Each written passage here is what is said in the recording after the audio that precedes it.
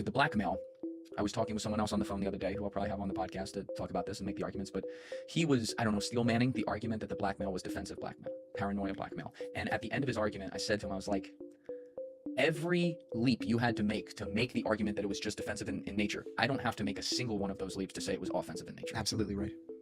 Absolutely right. You know, and it's one thing to have a little kernel of a story that you tuck back in your mind just in case you need it to protect yourself at some point. It's an entirely different thing to 24 hours a day collect intelligence on everybody.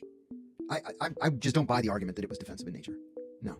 Meaning he was doing that for himself, but the question is, and now we should get to the origin story, was he doing that at the behest as a literal employee or as a... Well, see, that's really the $64,000 question. And my thinking has evolved. Do you know what that's a reference to?